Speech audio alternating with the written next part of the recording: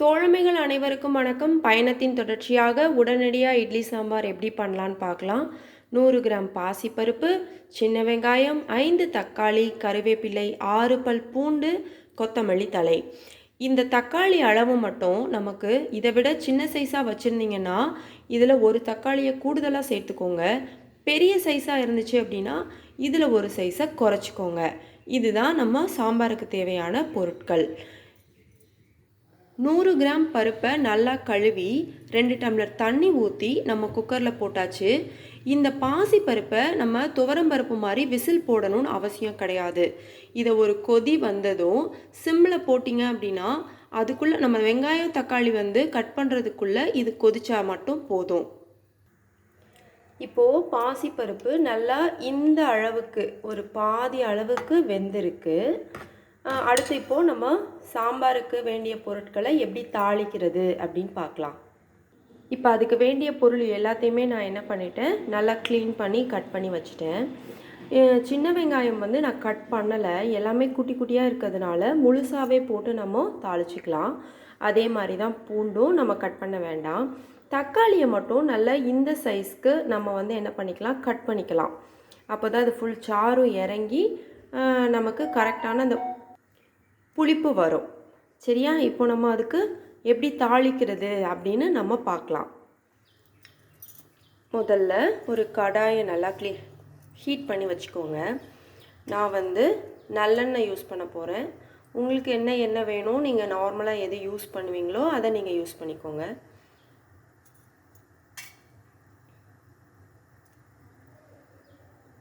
ரெண்டு ஸ்பூன் நல்லெண்ணெய், உளுந்தம்பருப்பு அது கொஞ்சம் செவக்கட்டும்.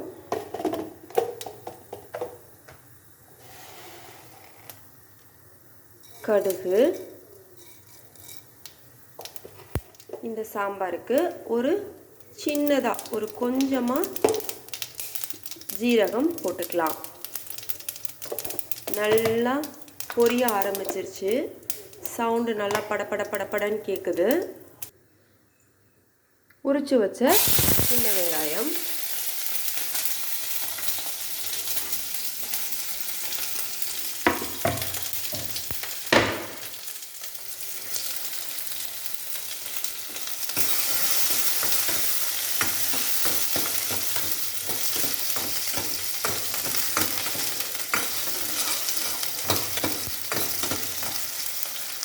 வதங்கிட்டாங்க. தக்காளி,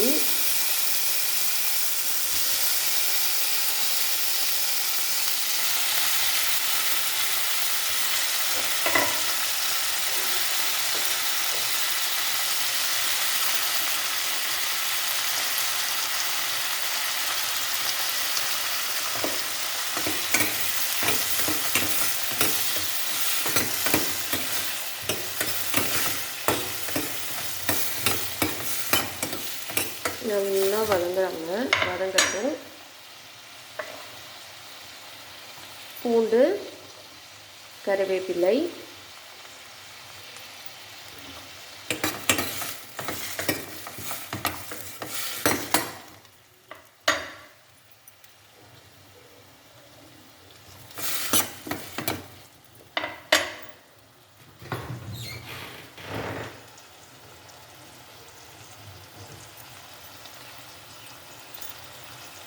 இந்த ஸ்டேஜில் நம்ம சால்ட்டு போட்டுக்கலாம். ஃபஸ்ட்டு நம்ம கொஞ்சமாக சால்ட்டு போட்டு வதக்கிக்கலாம்.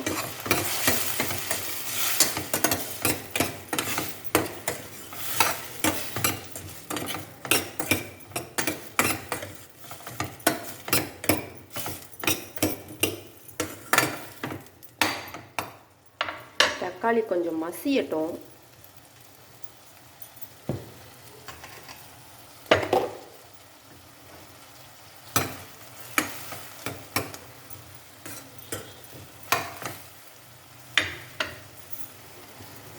பொதுவாகவே இந்த சாம்பார் நம்ம பொதுவாக நிறைய பேர் துவரம் பருப்பு நமக்கு ரொம்ப வாயுவாக இருக்குது அப்படின்னு சொல்லி லைட்டாக சாப்பிட்ணும் அந்த மாதிரி ஃபீல் பண்ணுவாங்க. பாசிப்பருப்பு சாம்பார் வந்து வாயு கிடையாதுன்னு சொல்லுவாங்க. ஸோ நம்ம நல்லாவே தொட்டு சாப்பிட்டுக்கலாம். அது போக இந்த சாம்பார் வந்து பொதுவாக நாங்கள் வந்து சாதத்துக்கெல்லாம் யூஸ் பண்ண மாட்டோம். ஏன்னா இந்த சாம்பார் வைக்கிற கடைசி இறக்க போகிற சமயத்தில் நம்ம வந்து என்ன பண்ணணும், அதுக்கு தேவையாக கொஞ்சம் பெருங்காயத்தூள் சேர்க்கணும். அப்போ தான் இந்த இந்த சாம்பார் வந்து ஹைலைட்டாக தெரியும் நமக்கு. இது வந்து சாதத்துக்கு அவ்வளவு எடுக்காதுன்னு நினைக்கிறேன். ஏன்னா எங்களுக்கு அது ரொம்ப பிடிக்காது. நிறைய பேர் பாசிப்பருப்பு வச்சு சாப்பிட்றவங்களும் இருக்காங்க. அது அவங்கவுங்க விருப்பம்தான். இப்போது தக்காளி ஓரளவுக்கு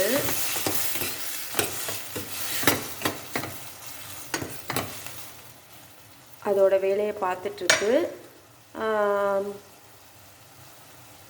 ஓகே, இது வந்து இந்த மாதிரி தண்ணியெல்லாம் கொஞ்சம் பிரிஞ்சு வந்துருச்சு பார்த்தீங்களா? அந்த சமயத்தில் நம்ம சாம்பார் பவுடர்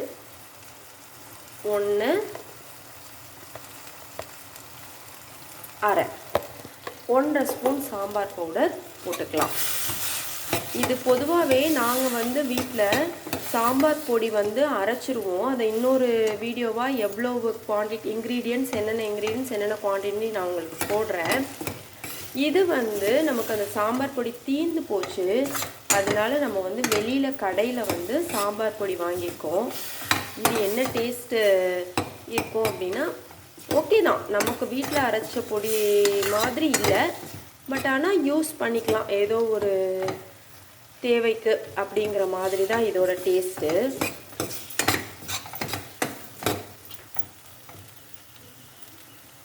இதை கொஞ்சம் ஓரளவுக்கு நல்லா மிக்ஸ் பண்ணியாச்சா?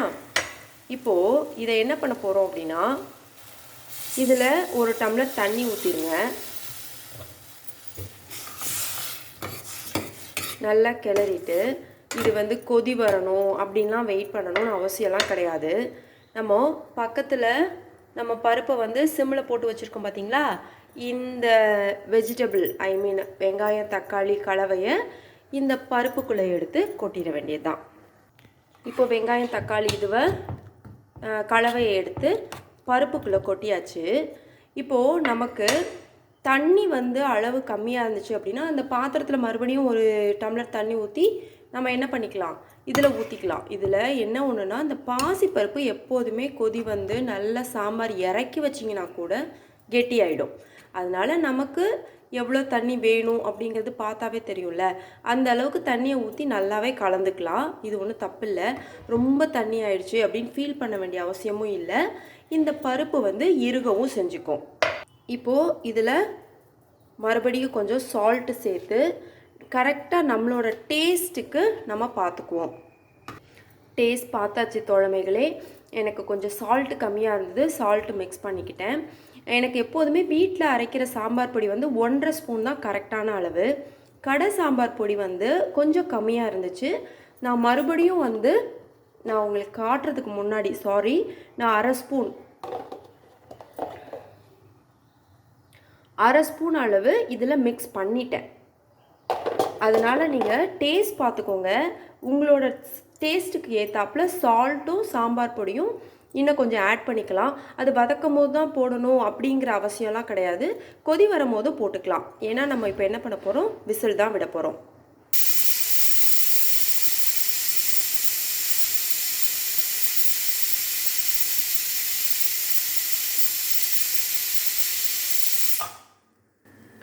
இப்போ இவங்க 1 விசில் வந்துட்டாங்க. நம்ம ஸ்டீமை எடுத்து விட்டு தனியாக கொதிக்க விடலாம்.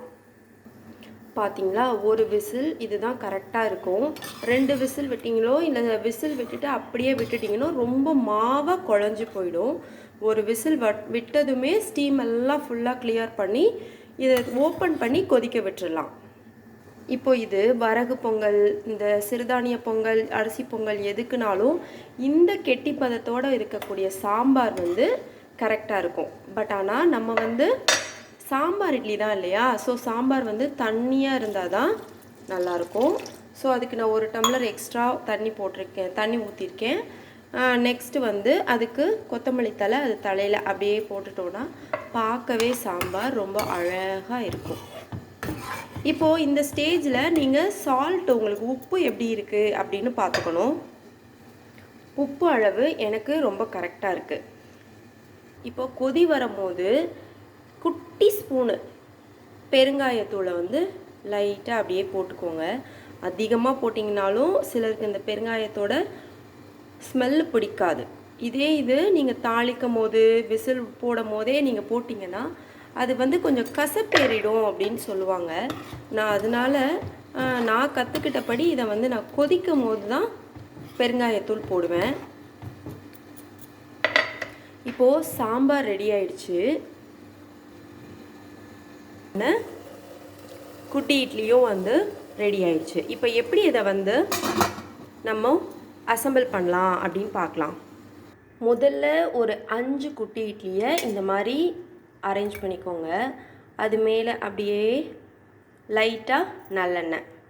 இப்போ நல்லெண்ணெய் போட்டதும் இந்த இட்லி சாம்பார் இருக்குது பார்த்தீங்களா, அதை அப்படியே அதுக்கு மேலே ஃபுல்லாக ஊற்றிடணும். மறுபடியும் அது மேலே 5 இட்லி, அப்படியே ட்ராப் நல்லெண்ணெய். மறுபடியும் அது மேலே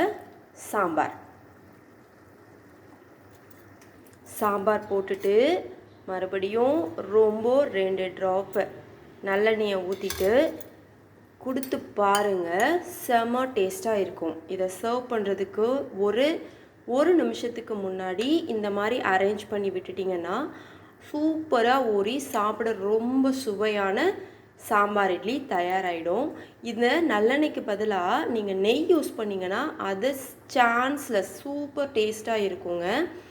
ஓகே நண்பர்களே, மீண்டும் ஒரு அழகான சமையல் வீடியோவில் நான் உங்களை சந்திக்கிறேன். அதுக்கு முன்னாடி என்னோடய சேனல் நேம் வந்து அபியின் கேம். அதை கொஞ்சம் சப்ஸ்கிரைப் பண்ணிடுங்க. எனக்கு இந்த வீடியோஸ் வந்து நானே எடுத்து நானே சமைக்கிறதுனால கொஞ்சம் முன்ன பின்ன இருக்கும். நீங்கள் அதை கொஞ்சம் அட்ஜஸ்ட் பண்ணிக்கோங்க. ரொம்ப ஒரு மாதிரி இருக்குது அப்படின்னா நீங்கள் கமெண்ட் செக்ஷனில் சொல்லுங்கள். அதுக்கு என்ன பண்ணணுமோ அந்த முயற்சியை நான் பண்ணுறேன். தோழமைகளே, மீண்டும் உங்களை மறுபடியும் சந்திக்கும் வரை நன்றி, வணக்கம்.